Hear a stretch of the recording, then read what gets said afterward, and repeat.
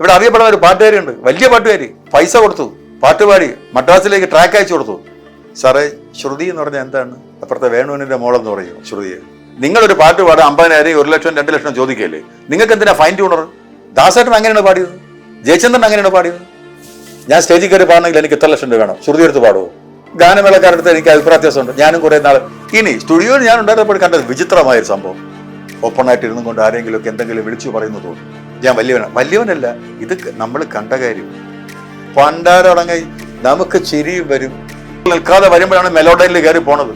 നന്നായിട്ട് വരച്ച് അവസാനം ഈ വരച്ചൊക്കെ വരുമ്പോൾ രാജാ രവികുമാറേക്കാളും വലിയ വരപ്പുകാരനായിട്ട് മാറും, ചിത്രകാരനായിട്ട് മാറും. സ്റ്റുഡിയോയുമായിട്ട് ബന്ധപ്പെട്ട് നിൽക്കുമ്പോൾ 2 സോഫ്റ്റ്വെയറുകളുണ്ട്. ഫൈൻ ട്യൂണർ എന്നും, അതാണ് ഈ പാട്ടുകാരെ ചോദിക്കുമ്പോഴുള്ള പ്രധാന. ഫൈൻ ട്യൂണറും മെലോഡൈൻ എന്ന് പറഞ്ഞ 2 സാധനമുണ്ട്. ഇതില്ലാതെ ആരെങ്കിലും പാടുമോ? ഒന്ന് പാട്. നിങ്ങളൊരു പാട്ട് പാടാൻ 50,000, 1 ലക്ഷം, 2 ലക്ഷം ചോദിക്കല്ലേ? നിങ്ങൾക്ക് എന്തിനാ ഫൈൻ ട്യൂണർ? നിങ്ങളുടെ തൊണ്ടയിൽ ഫൈൻ ട്യൂണർ ഇല്ലേ? നിങ്ങളെന്താ ശ്രുതി എടുത്ത് പാടാത്തത്?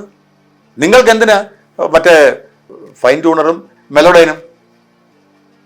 നിങ്ങൾക്ക് എന്തിനാ മെലോഡൈൻ? എന്തിനാ നിങ്ങളെന്തിനാ 2 ലക്ഷം രൂപ വാങ്ങിക്കുന്നത് എൻ്റെ നിന്ന്? ശ്രുതി എടുത്ത് പാടാനല്ലേ? ദാസേട്ടൻ അങ്ങനെയാണ് പാടിയത്, ജയചന്ദ്രൻ അങ്ങനെയാണ് പാടിയത്, സുശീലാമ്മയും ജാനകി അമ്മയും പാടിയത് അങ്ങനെയാണ്. അവരൊറ്റ ടേക്കിൽ നിന്നുകൊണ്ട് പാടും. നിങ്ങൾക്ക് എന്തിനാ മെലോഡൈൻ? നിങ്ങൾക്ക് മെലോഡൈൻ തരുന്നില്ല, പാടുമോ? നിങ്ങൾ ശ്രുതി എടുത്ത് പാടണപ്പാ. കാലം മാറി. എന്ത് കാലം മാറിയാലും നിങ്ങൾ പാട്ടുകാരൻ തന്നെയാണോ? ആണ്. നിങ്ങൾ പാടുമോ? പാട്. ഞാൻ സ്റ്റേജിൽ കയറി പാടണമെങ്കിൽ എനിക്ക് ഇത്ര ലക്ഷം രൂപ വേണം, ശ്രുതി എടുത്ത് പാടുമോ? ഗാനമേളക്കാരടുത്ത് എനിക്ക് അഭിപ്രായ വ്യത്യാസമുണ്ട്. ഞാനും കുറെ നാൾ ഞങ്ങൾ പാടുമ്പോഴും ചില ഗാനമേള സിംഗേഴ്സിന് ഈ പ്രശ്നമുണ്ട്. ശ്രുതി എടുത്ത് ഇവനൊക്കെ ശ്രുതി കേൾക്കുന്നില്ല, ഇവർക്കൊന്നും. ഞങ്ങൾക്ക് അരോചകം തോന്നുന്നുണ്ടല്ലോ. ഡിക്കുള്ള പാട്ട് വായിക്കുമ്പോഴത്തേക്ക് കീബോർഡിസ്റ്റ്, അന്നല്ല ഞങ്ങൾ ലൈവ് പ്ലേയിങ് ആണ്, ഒന്നും തട്ടലും മുട്ടലൊന്നുമില്ല, എല്ലാം വായിച്ചു തന്നെ പോകണം. ഞങ്ങളുടെ ഡിയുടെ തവലയിൽ ഇവന് ഡിയുടെ ഡോലൊക്കെ സമശ്രുതി അല്ലെന്നുണ്ടെങ്കിൽ നമ്മൾ 7 ഡോലൊക്കെ വെച്ച് വായിക്കുന്നുണ്ട്. എല്ലാവരും ഡി ഇടുമ്പോൾ ഡി ഷാർപ്പിന് പാടും, അല്ലെങ്കിൽ സി ഷാർപ്പിന് ഒരു അറ്റ അടി അയച്ചു കൊടുക്കാൻ തോന്നൂലേ? അല്ലെങ്കിൽ തന്നെ ശ്രുതിയായിട്ട് ഇങ്ങനെ നിൽക്കും. ശ്രുതി ചേരാത്തവൻ എങ്ങനെ സിംഗർ എന്ന് പറയുന്നത്? ശ്രുതി ചേരാത്ത പാടുന്ന ഒരുത്തനും സിംഗർ എന്ന് പറയാൻ പറ്റില്ല, ഒരാണിനെയും പെണ്ണിനെയും. നിങ്ങൾ മെലോഡൈനും ഫൈൻ ട്യൂണറും ഇല്ലാതെ നിങ്ങൾ പാടുമോ? നിങ്ങൾ മികച്ച സിംഗറാവും. നിങ്ങൾ അതിന് ഡിപ്പെൻഡ് ചെയ്യരുത്. നിങ്ങൾ പാടണം. പാട്ട് പഠിച്ചിട്ട് നിങ്ങൾ പാട്ട് പാടപ്പാ, ശ്രുതി എടുത്ത് പാടും. ഇനി സ്റ്റുഡിയോയിൽ ഞാൻ ഉണ്ടായിരുന്നപ്പോൾ കണ്ടത് വിചിത്രമായൊരു സംഭവം. ഹെഡ്സെറ്റൊക്കെ വെച്ചിട്ട് പാടി 2 വരി പാടി, അടുത്തായിട്ട് 2 വരി എടുക്കാം. ആ 2 വരി പാടി. ഈ പാടി 2 വരി ശ്രുതി ചേർത്താണോ പാടിയെന്നത് പാടിയവൻ അറിഞ്ഞൂടാ. കൺസോളിൽ നമ്മളിരിപ്പുണ്ട്. ഞാൻ പാടിയ 2 വരി ശ്രുതി ചേർത്തതാണോ പാടിയെന്നുള്ളത് ഈ പാടിയവൻ അറിഞ്ഞൂടാ. അവൻ പറയണ്ടേ അതൊന്നുകൂടെ എടുക്കണേ, അത് ഇന്ന ഭാഗത്ത് പോയെന്ന് പറയുമ്പോഴാണ് അവൻ സിംഗർ ആവുന്നത്. അവൻ അറിഞ്ഞൂടത്. നമ്മൾ പറഞ്ഞു കൊടുക്കേണ്ട അവിടെ ഔട്ടാണെന്ന്. പേര് പറയാൻ പോലും മടിക്കുന്നു അറിയപ്പെടുന്ന സിംഗേഴ്സ് ഉണ്ട്. പേരൊക്കെ പറഞ്ഞ് നമ്മുടെ സൗഹൃദം പോകും. ഓപ്പണായിട്ട് ഇരുന്നും കൊണ്ട് ആരെങ്കിലുമൊക്കെ എന്തെങ്കിലും വിളിച്ചു പറയുന്നു തോന്നും. ഞാൻ വലിയവനല്ല, ഇത് നമ്മൾ കണ്ട കാര്യമാണ്. ഒരു പാട്ടുകാരൻ ഉണ്ടാവാത്തതും പാട്ടുകാരി ഉണ്ടാത്തതും ശ്രുതിബോധം ഇല്ലാത്തവനെ പാട്ടുകാരെന്ന് പറയാൻ കഴിയില്ല. ഓർക്കസ്ട്രേഷൻ എവിടെ പൊയ്ക്കോട്ടെ, എനിക്ക് ഡി കിട്ടി, ഞാൻ സ്റ്റേജിൽ നിന്ന് ഡിയിൽ നിന്നോട്ട് പാടണ്ടേ? തുടങ്ങിയത് പൊൽത്തിങ്കൽ കലവൾ എന്ന് ശ്രുതിയിൽ പാടാൻ പറ്റാത്തത്.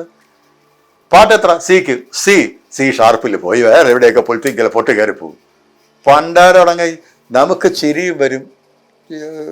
ഇത് ശ്രുതി ഇവർക്ക് പിടിക്കുന്നില്ല. ചെവിയിൽ പിടിക്കാത്തതാണോ?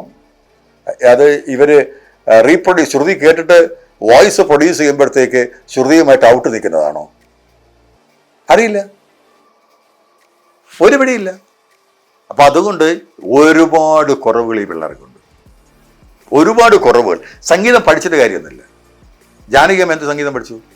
നമ്മുടെ SP ബാലസുബ്രഹ്മണ്യം സംഗീതം പഠിച്ചിട്ടാണ് കയറുന്നത് ഇത്രയും പാട്ട് പാടിയത്. സെൻസാണ്.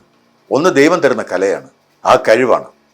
അതിനെ അവനവൻ വേണം ഇതിനെ പോളിഷ് ചെയ്തെടുക്കാൻ. അവൻ അത് പോളിഷ് ചെയ്തെടുത്താൽ മാത്രമേ അതൊരു സെൻസ്, ആ ഒരു സെൻസ് എന്ന് പറഞ്ഞാൽ മ്യൂസിക് എന്ന് പറയുന്നത് 2 കാര്യമാണ്. അതറിയണ്ടേ? അതില്ലാത്തവനെ സംഗീതം എന്ന് എങ്ങനെ പറയാൻ പറ്റുന്നു?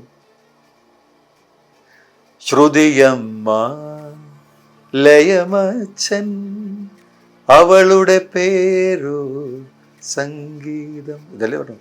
ശ്രുതിയും ലയവും താളവും ഇല്ലാത്തവൻ എന്ത് പറയും? ശ്രുതിയും വേണം. താളം ക്ലിക്കിൽ ഇപ്പൊ പാടുമെന്ന് വെക്കാം, ശ്രുതിയും ഇല്ല, അതിനുള്ളത് ലയവും ഇല്ല. ഇവനെങ്ങനെ പാടും? അത് നിങ്ങളൊരു കാര്യം ചെയ്, ആ പാടിയതിനെ പതുക്കെ മറ്റേ ഫൈൻ ട്യൂണറിൽ കയറ്റിവിടും. ഫൈൻ ട്യൂണറിൽ നിൽക്കുന്നില്ല. ഫൈൻ ട്യൂണറിൽ നിൽക്കാതെ വരുമ്പോഴാണ് മെലോഡൈനിൽ കയറി പോണത്. നന്നായിട്ട് വരച്ച് അവസാനം ഈ വരച്ചൊക്കെ വരുമ്പോൾ രാജാ രവികുമാറേക്കാളും വലിയ വരപ്പുകാരനായിട്ട് മാറും, ചിത്രകാരനായിട്ട് മാറും.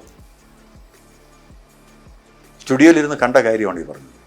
പിന്നെ എങ്ങനെ പാട്ടുകാരുണ്ടാവും, എങ്ങനെ പാട്ടുകാരികളുണ്ടാവും? നിങ്ങൾ എൻ്റെ എക്സ്പീരിയൻസിൽ ഞാൻ പറഞ്ഞത് ഈ ഫൈൻ ട്യൂണറൊക്കെ നിങ്ങൾ വിടണം തൊണ്ടയിൽ നിന്ന്. അതൊക്കെ വേറെ, അത് റെക്കോർഡിസ്റ്റിൻ്റെ മാത്രം ജോലിയാണ്. നിങ്ങളുടെ ജോലി എന്താണ്? പാട്ട് പാടുക. നിങ്ങൾ പൈസ വാങ്ങിച്ചിട്ടാണോ പാടുന്നത്, ഓസിനാണ് പാടുന്നത്? അല്ല, നിങ്ങൾ കാശി പറഞ്ഞല്ലേ വാങ്ങിക്കുന്നത്. ഇവിടെ അറിയപ്പെടുന്ന ഒരു പാട്ടുകാരിയുണ്ട്, വലിയ പാട്ടുകാരി, പൈസ കൊടുത്തു, പാട്ടുപാടി മദ്രാസിലേക്ക് ട്രാക്ക് അയച്ചു കൊടുത്തു. എന്താണ്? പാട്ട് പാടുന്നതിനൊരു പൈസ, സ്റ്റുഡിയോയ്ക്ക് വേറെ കാശ്, പ്ലസ് മെലോഡൈന് അന്ന് 2016-ലോ 17-ലോ ആണ് എന്നാണ് എൻ്റെ ഓർമ്മ. മെലോഡൈന് 3500 രൂപ. ഈ മെലോഡൈൻ ചെയ്ത് വന്ന പാട്ടിൽ ഔട്ടുണ്ട്. മെലോഡൈൻ ചെയ്ത് വന്നതിൽ ഔട്ടുടക്കാണ്. അന്ന് ഞാനൊരു സ്റ്റുഡിയോയിലുണ്ടെന്ന്, ഞാൻ സ്റ്റുഡിയോയിൽ ഇരുന്നിട്ട് അപ്പോൾ സ്റ്റുഡിയോയിൽ പുള്ളി വെച്ചതാണ്. ഞാൻ പറഞ്ഞു ഇവിടെ ഔട്ടാണെന്ന് പറഞ്ഞു. അത് നമ്മുടെ സെൻസാണ്, നമ്മുടെ സെൻസ്. ഞാൻ പറഞ്ഞു, ഞാൻ സംഗീതം തബലയാണെങ്കിലും പാട്ട് പഠിച്ചു. എൻ്റെ അമ്മ പാടുമായിരുന്നു, മനസ്സിലായി. അമ്മ ഒരു 3 മാസം സംഗീതം പറഞ്ഞു തന്നേ ഉള്ളൂ. അമ്മ പഠിച്ച സംഗീതം. അമ്മ ആദ്യം പറഞ്ഞ ഒറ്റ സാധനങ്ങൾ, ശ്രുതി ചേർത്ത് പാടുക. സംഗീതത്തിൻ്റെ ബേസ് എന്ന് പറഞ്ഞാൽ ശ്രുതി ചേർത്ത് പാടണം. ശ്രുതി ഇടുമ്പോൾ പാട്ട് പഠിക്കാൻ വന്നിരുന്നിട്ട്, സാറേ ശ്രുതി എന്ന് പറഞ്ഞാൽ എന്താണ്?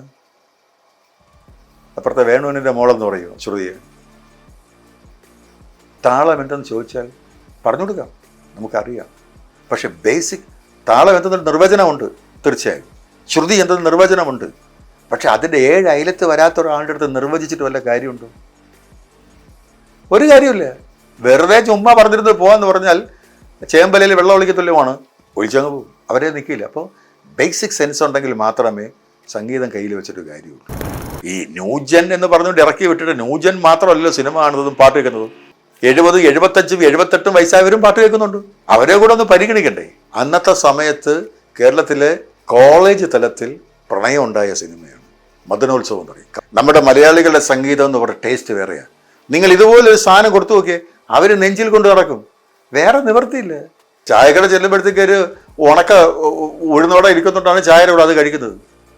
നിങ്ങൾ നല്ല സാധനം ഉണ്ടാക്കി വെച്ച് അവൻ ചായയുടെ കൂടെ അല്ലാത്തിരിക്കുന്ന സാധനം വാങ്ങിച്ചുകൊണ്ട് പോകും. ചില നോട്ട് ഇന്നലെ മയങ്ങുമ്പോൾ എന്നല്ലേ പറഞ്ഞു പോകുന്നുള്ളൂ. അതല്ല, ഇന്നലെ മയങ്ങുമ്പോൾ. ഇപ്പോൾ ഈ അഭിപ്രായം കേൾക്കുമ്പോൾ പലരും യോജിക്കാം, നീ ആരുടെ സംസാരിക്കാൻ ചോദിക്കാം. That is none of my business. ഇത് എൻ്റെ എക്സ്പീരിയൻസ്. ഞാൻ പോയി നിന്ന സ്ഥലത്തുനിന്ന് ഞാൻ മനസ്സിലാക്കിയ സംഗീതം ഞാൻ പറയുന്നു, അത്ര മാത്രമേ. മെയിൽ വോയിസ് എടുത്ത് നോക്കാം.